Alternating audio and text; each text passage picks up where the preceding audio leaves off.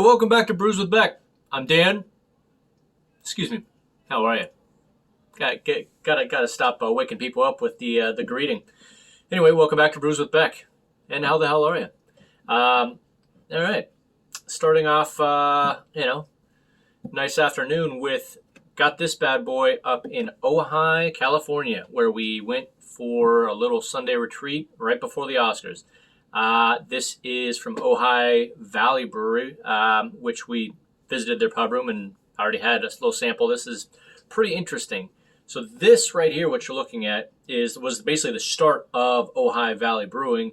What they started it on. It is an herbed ale that essentially, instead of taking hops from faraway places like New Zealand and all that, they just use that way it's the signature of the land of Ojai. They literally use wild sages and sagebrush fresh from Ojai, cut it up, brew it dry, pack it in there, and it has the taste of sage, which is kind of like eucalyptus and mint and citrus and all that to describe it. But pretty interesting ale, and their whole goal of it is that not only is it the signature of Ojai, but it's completely sustainable, and they're trying to be the model for less burning fossil fuels to get hops and using what you've got in your own territory and all that. So it's a good movement to use, and with all these brushes and sage,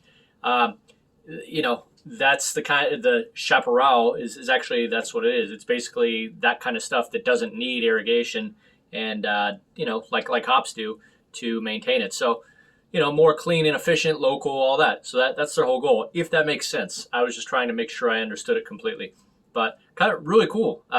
This one's 6% on the Richter. So yeah, it's should nice and sessionable, except it's just a little higher than session. With all that being said, what up, my Nuggets, Broncos, Buffs, and let's dig in for Ojai Valley Chaparral. All right. On that note, do me a favor. There's a like button right below me. If you would please punch it, hit it, crush it, whatever you want to do right now, and may as well subscribe. You can crush that as well. All right. Thank you very much. Appreciate it. This show is sponsored by the like button, so there you go. Yeah, looks nice, easy amberish. Let's see if there's anything else. Wild herb ale. Yep.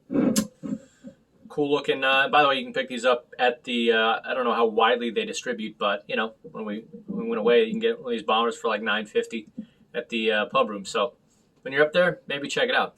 Anyway, on that note, no words, just emotions. Let's dig in.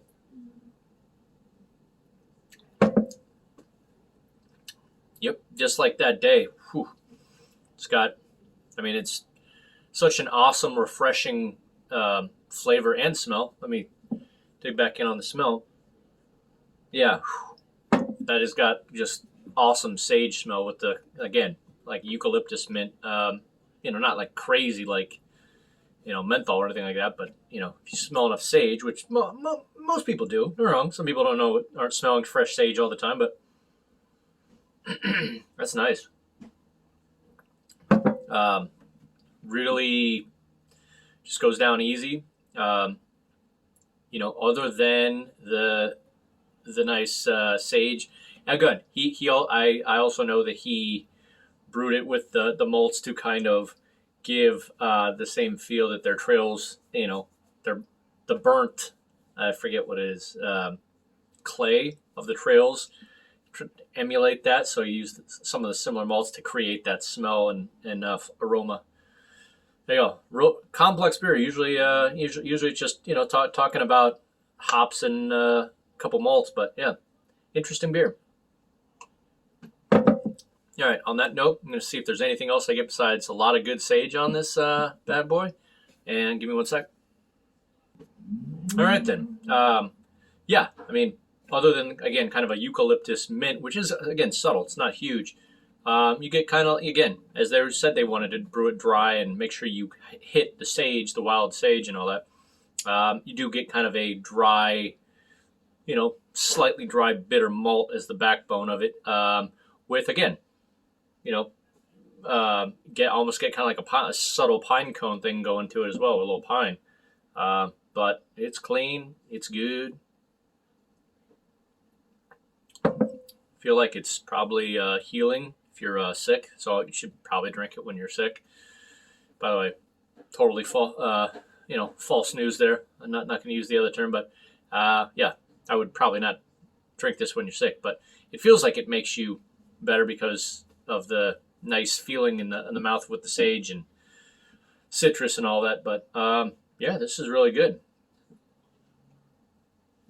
Cheers to you, people watching this video. And cheers to you, Ojai Valley Brewing.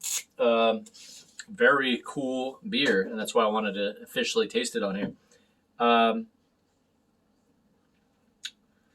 Man, for originality, this would be at the top. For against everything else generically, know the rating system, I'm going to go, yeah. It's, I mean,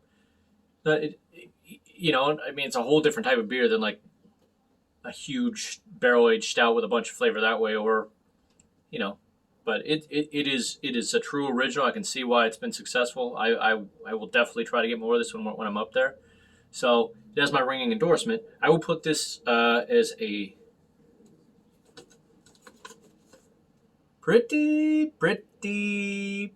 decent. Yep.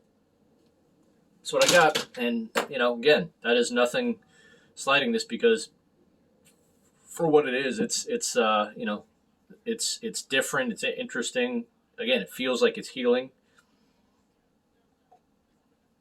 Almost a little wood going in there. Wood, citrus, sage, pine. Again, if that doesn't sound like your thing, maybe this isn't for you. But if that sounds like your thing, and kind of like a refreshing, almost like, there you go, almost has like a tea thing going to it, because of like I don't know if that would be not Earl Grey, but one of those herbal teas with sage. There's probably a tea with sage in it, so I feel like I've had one before. But anyway, I would check this out. This is really cool.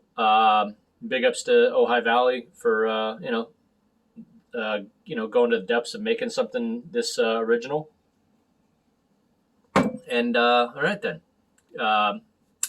May have some oldie but just basic goodie beer reviews coming up, with ones that are just house beers I keep around my house that are not expensive, but do the trick in between all the other $5 a pint cans. So you'll see that. I think you'll see that coming up. Anyway, good talk. Go Nuggets. Go Buffs. Go Broncos.